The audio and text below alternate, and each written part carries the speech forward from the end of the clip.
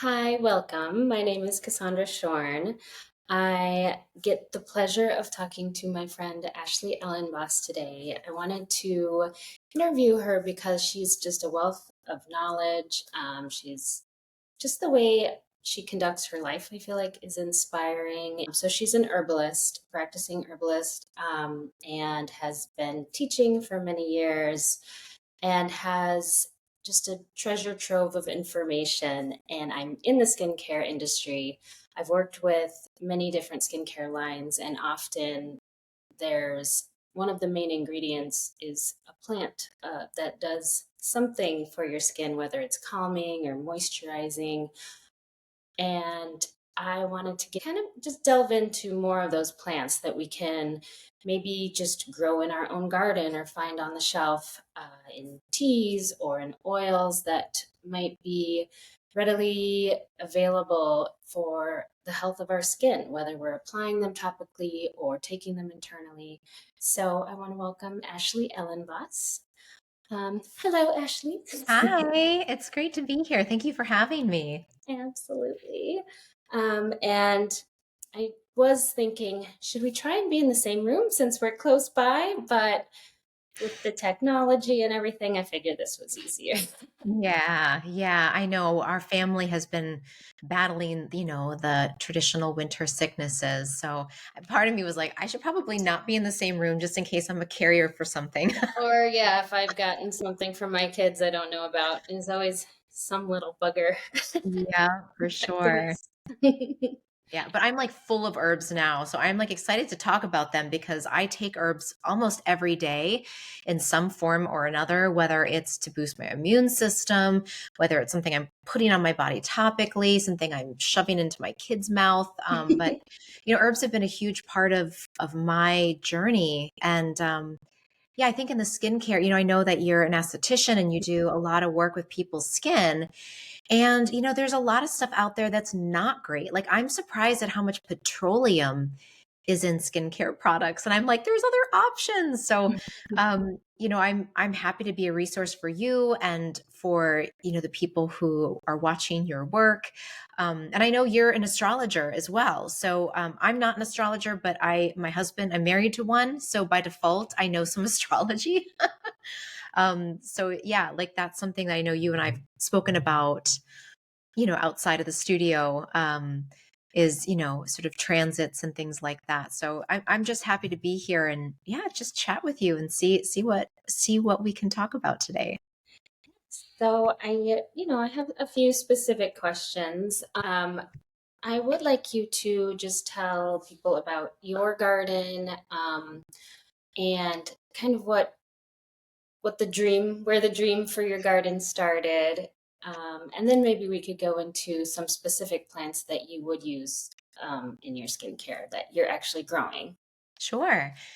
Yeah, I mean, so my current garden, pretty much I've had a garden everywhere I've lived since I was 18. So from like tiny apartments in Baltimore to, where we live now in Wyzetta, I've loved growing plants and just the process of tending and caring for plants. So the garden that we have now here is an apothecary style garden that is kind of modeled after the old European gardens from the monasteries and um, you know the Kew gardens and sort of the more sort of traditional round gardens. And so we have five total beds in this round garden, and I grow everything from kind of common herbs that a lot of people grow and know about, like chamomile and lemon balm and peppermint and catnip, to some kind of more esoteric ones that not a lot of people know about, like, and maybe they do now because herbalism's become a lot more mainstream, but like black cohosh and angelica and lungwort, and lobelia and yarrow. And it's been really fun to see, I grew up mostly in Maryland and have had gardens on the East Coast. So it's been really fun in the last 3 years to kind of have my hand at northern gardening and see what grows and likes it here. And then what I do is in my garden is in the springtime and in the summer, I have people come and we have circles and we talk about plant medicine. We gather herbs, we make medicines from them. Sometimes we do a little bit of art projects around connecting with the herbs.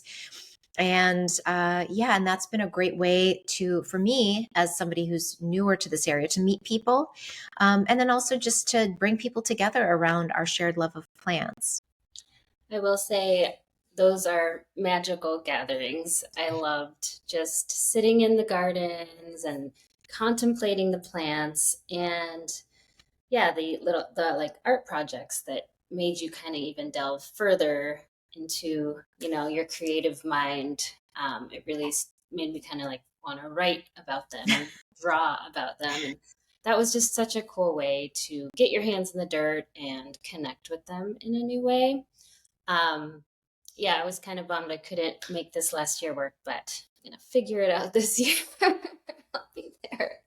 Yeah, those are very lovely if you guys are in the area. Um, and yeah, so I've been seeing on social media you've been delving back into your artistic side too and painting. That's so awesome. I love seeing that. Thank Um, you. and your current painting has it where are you at with your current painting? Yeah. So I started this in the new year. I started with a painting group. And yeah, it just really like I haven't really connected to my artistic side since like high school, I think. It's a long time ago. So I just started painting every day and just even a little bit. Like even if I have 5 minutes, 10 minutes, but I've been, pretty consistent around like 30 minutes to 45 minutes every day working on different pieces and just drawing from my deep wellspring of ancestral symbolism from the ancestors I have from Sicily and southern Italy and Lithuania and the Czech Republic, and then here on this land in Minnesota. And it's really helped me come to terms with the impermanence of life, and it's helped my brain figure out that I can make mistakes and like something can look really bad and all I have to do is paint over it. It's like I Really? don't have to live with that. Like that's a choice. I could leave it and that's a choice, or I could do it again and again. And some things like I'm working on right now is a an image of Mary from my Catholic roots, which I'm not a practicing Catholic, but I love the iconography of Catholicism, and that's a deep part of my Sicilian heritage. So I found this image of Mary in like this prayer position, and I'll show you where I'm at with it. It's like rough. She still kind of looks like an alien, um, but I hands are really hard, like I really hard used to to be. paint. Yeah. So I'm just having fun with it though. It's like, this isn't my job. This is just something I'm doing for my own pleasure and for my own inner exploration. So yeah, that's kind of where I am with it. And I find that if that what I'm learning on the canvas is coming into my daily life. Like so much of what I'm learning about the creative process is influencing how I am with my kids and my husband and how I'm taking care of myself when I'm sick. So that's been really an unexpected crossover. Oh, that's really interesting. Huh. I mean, it is inspiring. I also used to paint in high school and went into my early 20s. I would paint here and there, but I I meant to get rid of the paintings, and I think by keeping them, I just like stopped painting maybe. So I don't know, Mm. maybe I just need to get rid of them. Yeah, yeah, or gift them, or yeah, do some because yeah, there's something about energy in and energy out Yeah. that I'm is yeah Make is room true. for the new. Yeah, yeah. I didn't know that about you though. That's really cool. I think my work too, doing eyebrows and stuff, that does satisfy a lot of that creativity. But yeah, I was very like I think it was the psychedelic era in high school inspired a lot of that surrealistic, colorful paintings that I really got into. I'll show Nice. you them sometime. Yes, please. Somehow I have them. So one of them came back to me a few years ago because the guy that bought it passed away, and his daughter sent it. So it's kind of cool to have her back. She's like a Mm. woman dancing in fire. Cool. That was my little 16-year-old brain. Oh, I love it. I love it. And we need that. We need to bring back those parts. Like, I feel like for those of us who are in our 40s or like our midlife, there are so many parts of us from our past that we just kind of, it's not like we didn't need them. We just sort of like new parts started getting more, energy and more, more attention.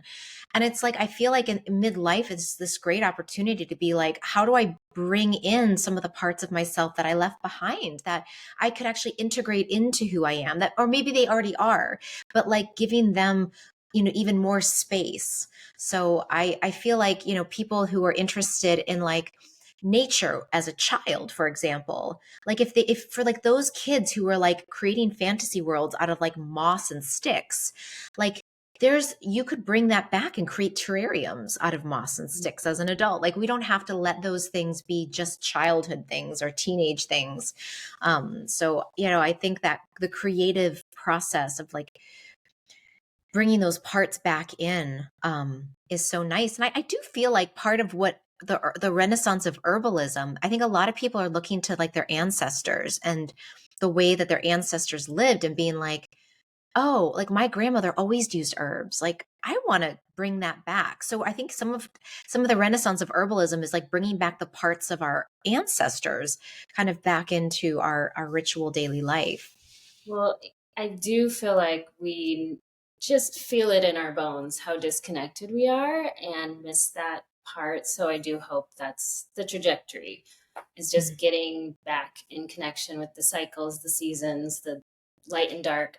Science is telling us that we should be sleeping according to what the sun is doing, and you should wake up and get sun in your eyes, and like, so science says we got to get back to the earth and connect and plug back in. I do feel a little lucky too, because having kids did reawaken a lot of those childhood, just the magic. We get to play with fairies and like little fairy gardens and do arts and crafts and sing little songs. Like so many songs from my childhood just came roaring back as just singing them to my kids. So that was a good opportunity. But for those who don't have kids, there's no reason why you shouldn't be inviting that stuff back into your life. You're totally right. um, so let's talk a little bit about, yeah, skin. Like maybe some specific herbs that kind of always come to mind. Maybe let's start with the different skin conditions. So we have somebody that's dry sensitive. What's something you would recommend they slather on or just look for? Yeah, yeah. So, I mean, the skin is like it's one of the organs of I feel like it's an organ that tells us a lot about what's going on inside the body because we can't see what's going on in the tissues of the digestive system. We can't see what's going on in the tissues of the cardiovascular system. So our skin, for me as an herbalist, is like a gateway into like what's happening inside the body. So when I see someone with kind of that dry skin, I know that they're dry inside too. Like I'm guessing that they probably are sensitive and they're probably really dry, digestively and in a lot of their mucous membranes. So one of the herbs that I really love is marshmallow root. Like that's like probably my number one go-to herb for dryness. Marshmallow is it's not the same as the confectionery that we roast in a s'mores. Some people are like, "Oh, I know marshmallow." I'm like, "Well, so those marshmallows used to be made out of marshmallow root, but now it's gelatin and sugar and eggs. But the traditional marshmallow root, if you add it into water, it becomes like a sludge. It becomes like a mucilage. And that is so good for coating all of the mucous membranes. And what it does is those polysaccharides, they attract water molecules and then the water molecules stick to them and then they're sticky to all the mucous membrane. So they literally hold water to the tissues. And then that creates hydration and softening on the inside, which gets reflected to the outside. And I've seen this time and time again with clients and with students that when you hydrate, when you deeply hydrate the internal tissues, the external tissues get, they get fed too. And one simple way I tell people, like I know you can see dry skin, like lips usually get dry, hands will get dry, but one thing that I tell people is to look at their fingertips. And if your fingertips are kind of like, if they look a little bit like a prune, that means you're dehydrated. Okay. I didn't know that trick. Yeah. So, a lot of people think, oh, if you're in water, they get pruned. But if you like wake up in the morning and your fingertips are pruny, it means you are dehydrated. So you can, a little trick I like to do is just drink water with a pinch of sea salt, because the sea salt also helps you hold moisture in. But marshmallow root is like, if you can buy one thing to stay hydrated, like, and to keep the skin moist, that's my number one. And all you do to use it is you would take, this is my chamomile, but like you would take about a jar like this size and add about half a cup of marshmallow root and then fill it with hot or with cool water. Let it sit overnight on the counter, and then you just you strain it. Definitely strain it, otherwise you're going to be drinking chunks. But then you just drink it, and it's like this thick, cooling, soothing medicine, and you'll feel it instantly. As soon as it hits, you'll be like, oh, if you're dry, like you'll be like, oh, thank you. So that's like the simplest thing. And then I know marshmallow is included in a lot, probably, of skincare products that Yeah, you've I have a used. mask that is the hydrating, soothing one that's called Marshmallow Mask. So, and it smells really good. And of course, that's, yeah, the topical soothing ingredient. But I like the idea of, yes, the coating inside. I do love, I still like to mix rose, marshmallow, and then a little cinnamon, I think. That's my There have favorite too. it. Yeah, that's what it's just. I like to put it in the fridge too to add more cooling. But yeah, that's so soothing. Just like drink it by the pint. Yeah, yeah. And yeah, it's a good point about the mask, because even the marshmallow, those polysaccharides, they'll hold the moisture to your skin. So when you take that mask off, you have infused more hydration through those polysaccharide chains into the skin. So it works both ways, because this skin is not much different from the mucosal skin that lines the whole your whole body on the inside as well. Awesome. So, what about, do you ever see people with like, oh, I'm getting all these breakouts, like acneic skin or more active Mm. skin, and have like a recommendation? Yeah. Again, that so that when I see like a lot of acne, um, I usually think about what's going on in the body. So if there's acne like around the chin and like around here, that's usually hormonal. Mm, And so then I think, what's going on with the liver? Because the liver is what breaks down hormones, especially estrogens and testosterone and androgens. So if I see like this kind of thing, I'm like, okay, maybe I need some liver support for this person. So dandelion root is an excellent herb you can take as a tea or cook it as a decoction. And another herb that I really like for acne, well, I guess so. The other types of acne that happen, if you have like a lot of red acne here, that's usually a sign of excess heat and inflammation in the body. So I might even use marshmallow root internally for someone who has really hot inflamed acne, because they're just inflamed and agitated, and that will be really cooling and soothing. But if they have more general acne, especially like around the temples here, or if they have like back acne, chest, or just sort of like random breakouts, I really like burdock root, and I've got some here. This is interesting. burdock root from Mountain Rose Herbs. This grows as a weed. Like I actually have tons of it in my garden that I have to pull out every year. It's related to dandelion. So it has like this big long tap root. And it's probably one of the best detoxifiers for the skin and for the gut. So if someone is kind of like, if they have a little bit of like a yellowy look, like one of the things I remember learning from my teacher, James Snow, was that when the skin looks kind of dirty, it almost looks like they have like, if you've ever seen teenagers and it's like, oh, like you need to wash your face, but it's actually their face is clean. It's just this sort of discoloration. It's sort of yellow and brownish. That's a burdock indication. So, and the root is a little bit looks like that. It's It's a little just yellow and brownish. Yeah, everything's just yeah, they like overdo the products, and then your skin is just like holding on to anything it can, like oils and dirts and any moisture, and then it traps those things, and they turn into little blackheads or yeah, filled comedones that I get to extract yeah, out. yeah. So do you have like a topical thing that you do for that kind of pattern? So yeah, I would do some of it is education, making sure they know that they do need to moisturize and not just strip their skin. But I'll soften it, usually using a salicylic of some type, which is plant derived too. So sometimes that will be in a white willow bark form, so more plant based, but that just dissolves it. And then there's also this other topical that helps furtherly dissolve it that I'll let sit for a little bit. It's just the pH saponifies it, and then it just can come out a lot easier. So I'm not causing a bunch of damage. I don't like to, like, I like doing extractions, but I don't like leaving people all inflamed and red. So I try and just do as gently as I can, use my machines. I do have this little scrubber I can use that also furtherly just um, uses electricity to encourage those impactions to come out. Mm, And then I'll infuse with moisture and soothing. So, nice. yeah, make sure And I they think that's, I mean, that's the, I think one of the beauties is like of herbs is that, yeah, we can use them in so many different ways. And I think they work best in like an application, like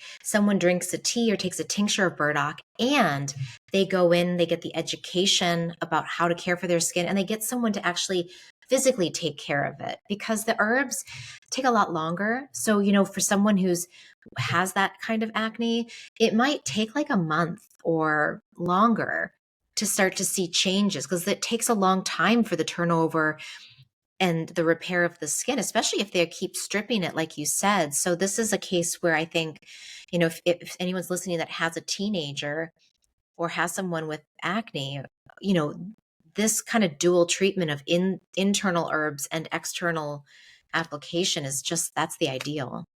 Mhm. Yeah, for sure. Yeah, there's a lot that goes to it and just daily habits and things like that. Um, so, what we all want to know, how do we stay young and beautiful? What is that one herb that keeps you young your whole life, right? That stops aging, right? Well, if I had the answer, I'd be a Fat rice that millionaire. helps. Yeah, that's a benefit, all right? Beautiful. I know, I'm so beautiful. And like all these filters too. It's like, oh gosh, I can like I can soften things.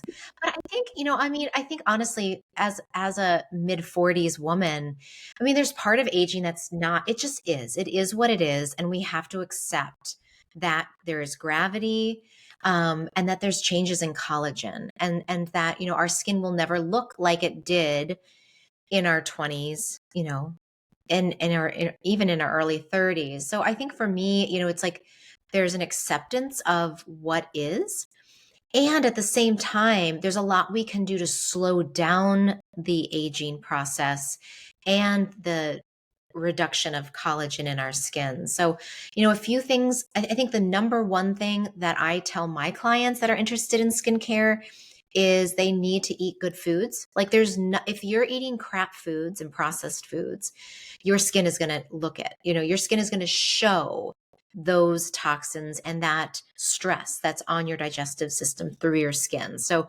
number one is you just have to eat clean, simple foods, clean proteins, lots of veggies, clean grains, and really avoid processed foods. I mean, I think that would be the number one key to youthful skin, and hydration, right? Is I think the second, and exercise would be the third. So once all of those are in check, then I think we can talk about other things like herbs and facial treatments. Would you agree, or do you have anything to add to that? Yes, it for sure. There's definitely acceptance and just loving yourself, looking in the mirror, feeling like I earned those crow's feet. But if it comes with, you know, dark circles that aren't usually there, yeah, you're just feeling depleted and dull. There's no reason why you shouldn't be able to give life back to your skin. And yeah, sleep if you can. Yeah.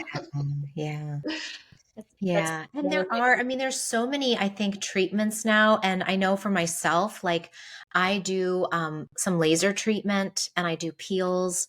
And it's funny. It's like I think for a while I thought, well, either you're all natural or you're like synthetic. Either you do it all organic or you go and you get the injections. But I'm realizing that there's actually a lot of ways that you can get the best of both worlds.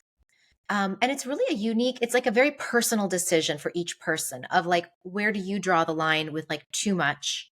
And, is surgery not an option? And for some people it might be. And, for some people are peels an option or not. So I don't have any judgment. I think each person, really, it's a great privilege to choose what feels right for you in your aging journey, in your own skincare journey. And you can do both. You can get the best, I think, of both worlds by using herbs and using these treatments. Yeah, there's no reason why they don't support each other. I just learning about lasers and getting to use them and work with them, it's like really kind of fascinating and it's fun, and to see them change something in someone's skin in front of my eyes, it's like, whoa. It's Mm. pretty exciting to work with them and fun, and it's energy, it's light, that's kind of natural. So Yeah. it's Yeah. funny though, because like somebody in their 20s will say, I'm never doing any of that stuff, and then they're like, Yeah. maybe just a little of this or that. And that's fine. Yeah. Like it is funny being in this industry where um it's skincare and beauty and I really try and get to the core of um appreciating one's individual beauty, accentuating their natural just accents and things like that.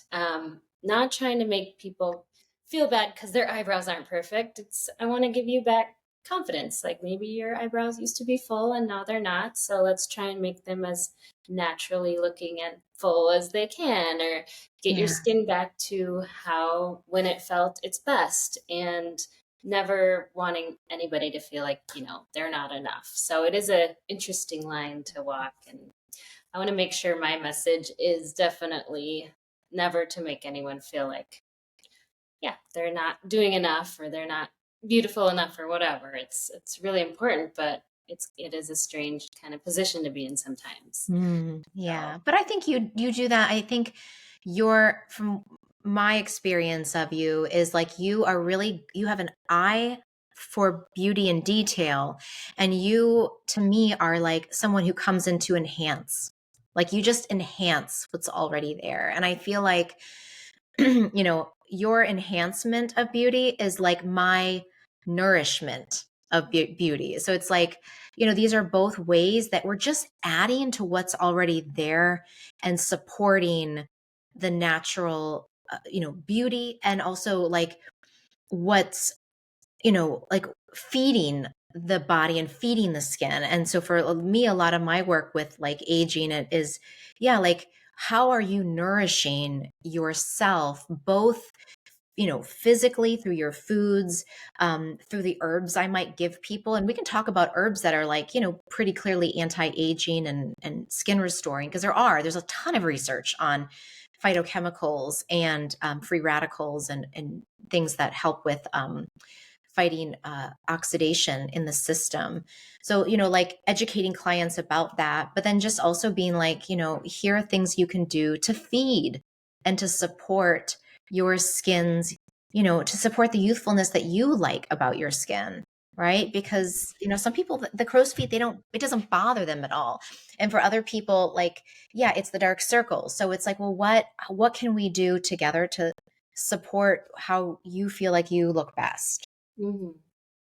Yeah, why don't we just talk about a few of those herbs that you might recommend to somebody? Say they've been getting sleep, they've been getting water, and now they want to add the ingredients to help support Yeah. the I mean, goals. I love rose hip seed oil. So rosehip seed oil is a really strong antioxidant. It is really regenerative to the skin, and it's neat because it's both it helps with rosacea and redness. So it has this sort of like soothing, cooling effect, but at the same time, it has this sort of collagen promoting and tonifying effect for the skin. So I think, like, in the herbal world, if there was like one product, I think that people could benefit from in terms of aging, it would be rose hip seed oil. And you can buy that organic, and there's a lot of products that have that in it already. But that's one thing that we have a lot of research and data on that seems to be really helpful for aging skin. I think getting your hormones in check too is really important, because if we have too low of estrogen, especially post menopause, that's going to show up in the skin. So we can use herbs that are phytoestrogenic, that work as weak estrogen modulators. So basically, what they do is they plug those estrogen receptors. And instead of being like a true estrogen, which plugs that receptor and creates a big impact down the road, it looks like more like this. It just touches that estrogen receptor, and it has a weak estrogenic effect, but it still creates estrogen like responses in the body, which helps with lubrication of the skin, of the other parts.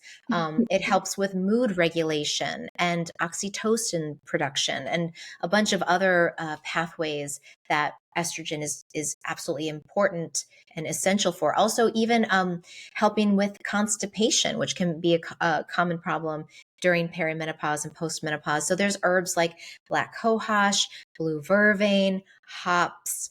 Um, even some of our angelicas can have slight estrogen modulating effects.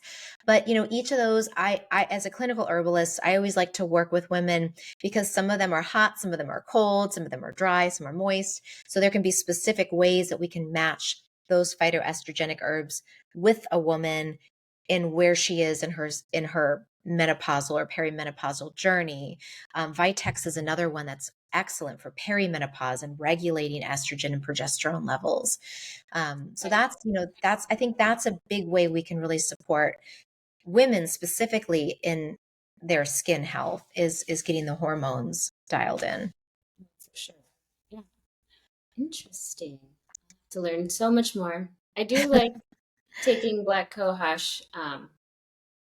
Sometimes it affects me differently than other times. And I was Mm. taking blue vervain, totally lost that. I don't know where my tincture went, so gotta get another one. But yes, I think I have lots to learn in that as I enter this time of life. Yeah, yeah. I mean, and really, I think for a lot of women, just trying something and seeing how it works in their body, like start with a low dose of any of these herbs, do a little research about it and see which one might help you. But they're safe. These are all really safe plant medicines.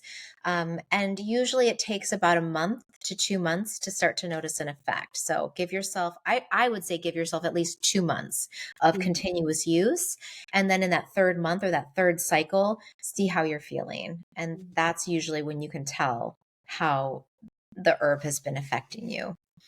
Yes. Unless you're dealing with acute things like hot flashes, then you should know right away. You'll be like, oh, that's better.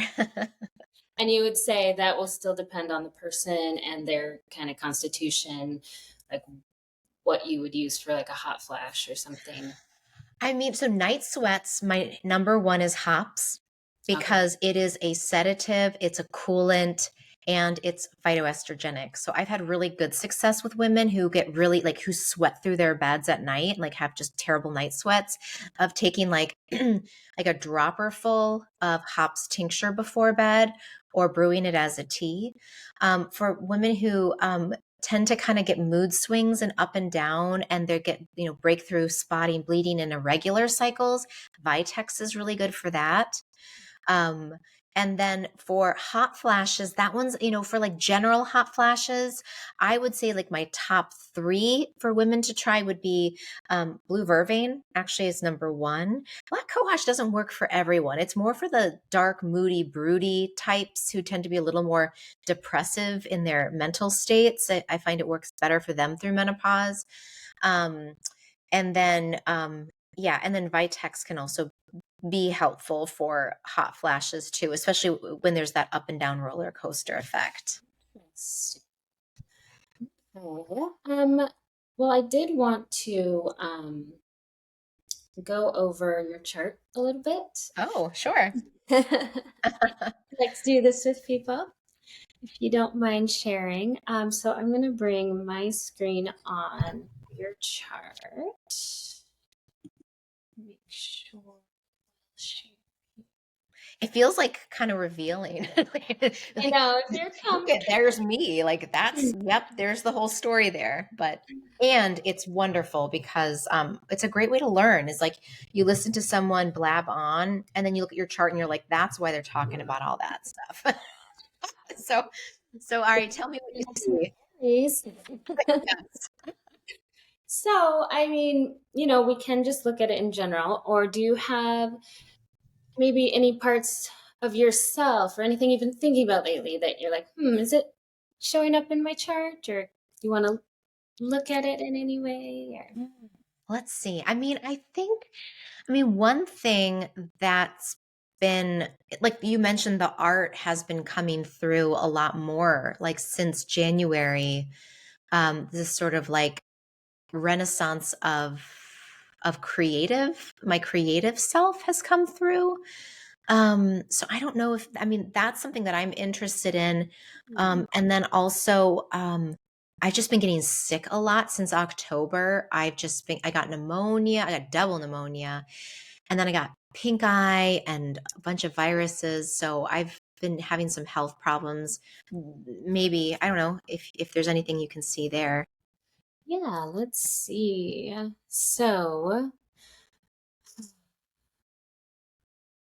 well, Mars did enter Cancer in September of last year. Um, and we know lovely Mars can cause inflammations and all types of fun stuff. And Cancer being your first house is, your house of your body, yourself. So that could be it showing up. It's been moving through and then stopped, in January with the Mars retrograde. So it's back in Cancer. Um, so it's just been grinding its way through your house of the body and self. And Leo being your second house is how you nourish yourself as well. So, what I'm hoping for both of us, as I am a Cancer rising as well, is that we will. So, Cancer or Mars is turning direct on February 23rd, Yes. and it will still be in Cancer until let's see, June, I believe. Oh, maybe not that long. Okay, good. Okay, April. Whew. I'll take it. Yeah, so it looks like April 20th, 19th or so, just before both of our birthdays. Yeah. Yes, Cancer or Mars will finally be moving its butt out of Cancer. I want to thank Mars for all that it does. To also say sayonara. Yeah, it's been a rough ride for us Cancerians, I believe. And so that alone just kind of screams health stuff, Mm. inflammation in the body, just kind of nonstop things like that. Um, we do have, let's see, your sixth house is like mine, ruled by Jupiter. Jupiter's also been in our 12th house, which is unseen forces, sometimes maladies. It's just across the way from our house of illness. So just that axis. So right now it is opposing, oh, sorry, that's not right now. That's April. Let me go back to our current transits. Um, so it did just turn direct. Jupiter did, and I mean, while it's I feel like with it in the 12th house has been bringing back, that could be what's stirring these ancestral things too, your artistic kind of inner workings. Um, just calling back from your ancestry and the creativity that's coming through in that way. I feel like Jupiter could be stirring up things there for you too. Um, and now Jupiter isn't making its way forward again. It just turned direct recently.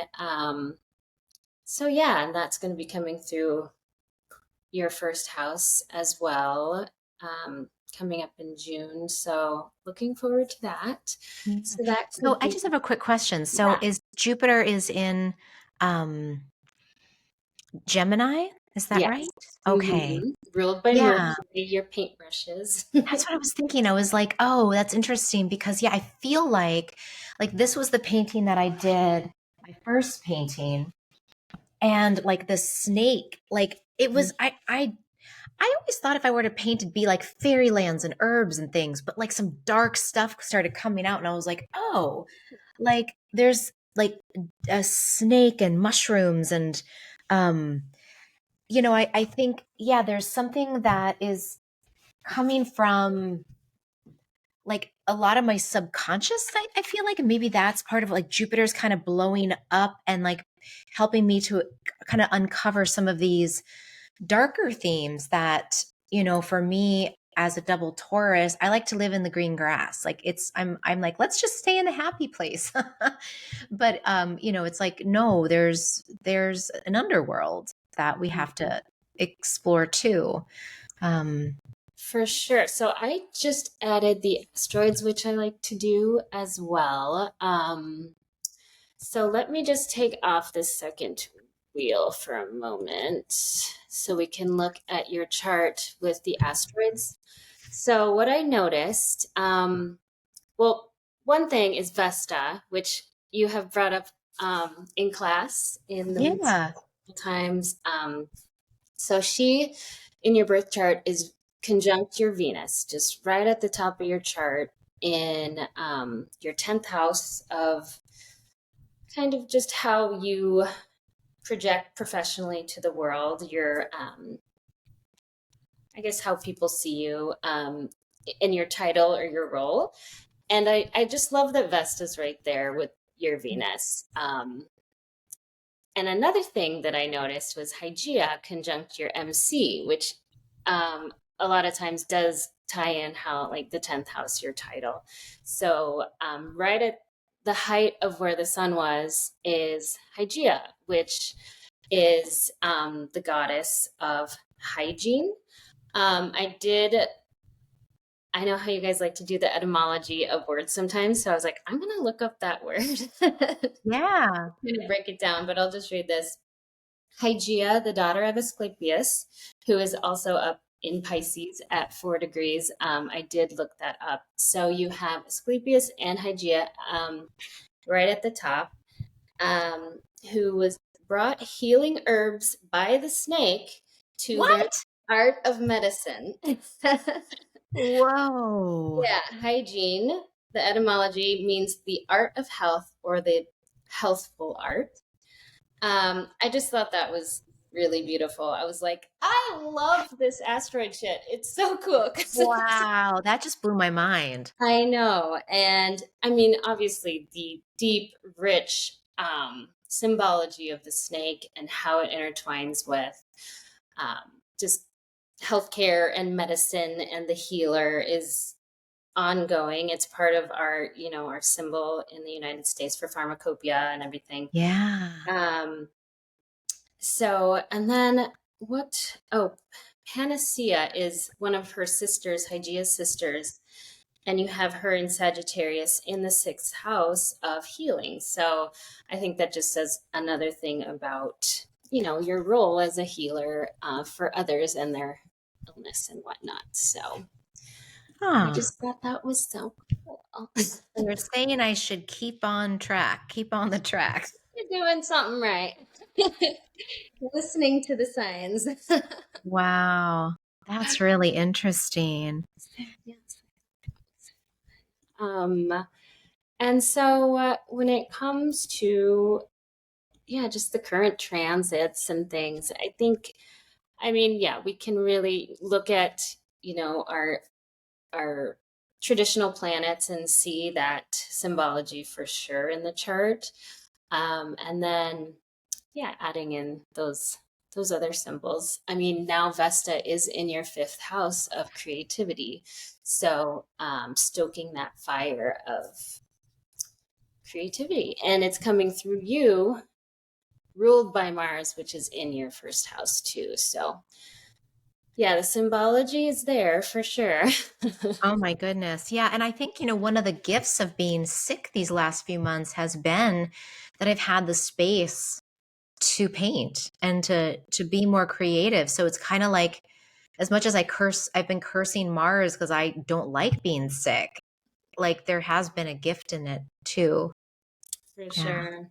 That's that's another reason why I love astrology, because I ran into an obstacle a bit yesterday and I was just laughing because it was like, oh, there's Saturn doing its thing because it's aspecting this. And I'm just like, it just enriches things so much. It's fun. So, Oh, wow. Thank you. I just jotted those notes down.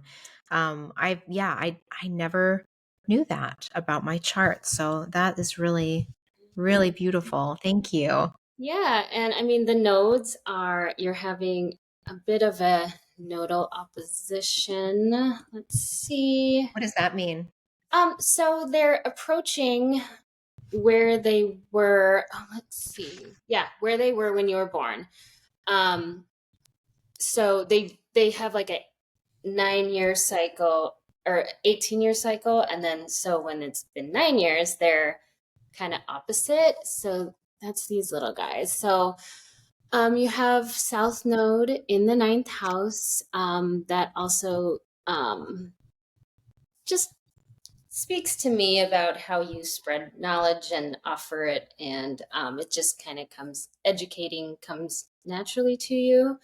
It's almost like a gift you just naturally give. And then the south node is in your or the north node is in your third house, so cultivating how you give that knowledge might just be kind of a project in this life. But the Mm. nodes right now, you have the south node approaching your north node and opposite.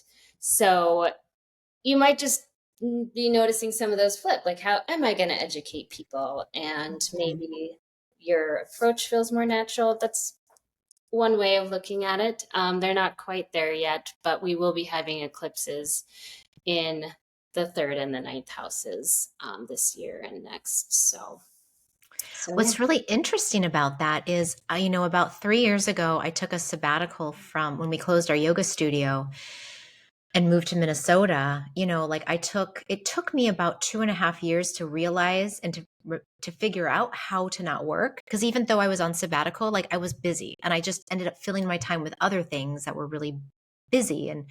But I wasn't like teaching.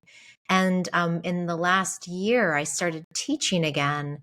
I don't see clients. I haven't started my client practice back. But one of the things that I'm exploring that sounds like it's reflected in the nodes is how, because seeing clients as an herbalist, it's an hour and a half consultation. Then I have to blend all the herbs, and then I have to, it's just I have to, manage stock, and I have to ship things. And I'm just, I've been thinking a lot lately, like, how do I serve as a clinician in a way that doesn't deplete me, in a way that doesn't, overtax me with what I actually have available? And I don't have an answer to that, but it sounds like these nodes in some ways is like, yeah, kind of like shining a light on how I'm revising that right Mm, now. yeah, hopefully Mm. get some answers. These movements going on. Yeah. Okay, well, it's been amazing talking to you. Do you have, I did have one last question for you. So, like, what's something about you that you feel like people don't see, maybe when they first meet you, or even after knowing you for a while, that you feel like it's a big part of your personality? but maybe more behind the scenes. Yeah. I mean, I think a lot of people don't know that I'm a Deadhead, but I like love the Grateful Dead. Like not just like, but like that's like my band. And I don't like, I don't showcase it. I don't, I think some people might know that, but like a big part of my life and like where I get happiness from is dancing in large groups of people and just like becoming a drop in the ocean and just like dissolving myself into a sea of music and whirlwinds of dancing. So I think like I in my 40s kind of redesigned myself. Like I started becoming a little bit more aware of like stepping into my mature self and how I present myself as a mature educated woman and this and that, but inside I'm still kind of like a raging hippie who like like I really want a VW bus that's like a conversion van and I really want to just drive around the country and like go to festivals. So I think that's a part of me that's but part of it is like I like keeping some of this personal now. I feel like I felt like this I feel like now it's like I get to have a box of these little parts of myself. And I like that that part is a more private part. And I'm, of course, happy to share that. But I don't, I'm like, I get a little nervous though, because I'm like, if people think I like the Grateful Dead, they're going to have all these presumptions about who I am as a person. And I don't, that not all deadheads are the same. So, Well, I feel like as time has gone by, more people realize that. And yeah. some people are still finding the dead. I have not yet found my connection, but actually, my husband in the last few years he started listening to them and just really getting into it. Mhm. Yeah. um, I love that, and it is funny as because you have this sweet voice and this sweet demeanor and very bubbly and just friendly. And I think what really drew me to you was like finding out more about your fiery side and like it's like, oh, intriguing. There's more. So Yeah. And I know, I mean, I think, yeah, we all have sides that are, we don't present, right, publicly as much. But it's fun. Yeah. I think that's where the friendships come is when you're like, oh, I see that. I see you in your fire, or like, I see you in your rebel side, and it's really sweet to have that. Yeah. okay, so how will people find you? So folks can find me in a few places. I have a website, so skyhouseherbs.com is where you can find all of my, I teach at a lot of local nurseries and plant places, and I'm teaching at the Midwest Women's Herb Conference in Wisconsin this summer or spring. But if you go to skyhouseherbs.com, you can click on my courses that I teach. You can click on local events where you can find me, and also my YouTube. I record weekly content and I have over 300 videos. I was just looking at it. I was like, oh my gosh, I've got 312 videos now. So if people want to learn about herbs for free, I've got playlists where they can listen to one herb at a time, where I like spend 30 minutes on one plant, or topics of menopause or brain neuroregeneration. So that's kind of a cool place where I put a lot of my teaching energy into is my YouTube channel. Yes, it's like a search engine of knowledge. All right. Well, it was so lovely talking to you. You Can't wait to see too. you in person. I know. It's a delight to be near you and to be able to, yeah, bring our worlds together. So thank you so much for having me on, and I hope your listeners found some of this to be helpful for them. I have one listener. They do. They will. Thank you, listener. Thank you. Oh, All right. I hope to see you soon. thank you, Cassandra. Bye. If you're interested in hearing more of these conversations, like and subscribe. Thank you so much and have a wonderful day.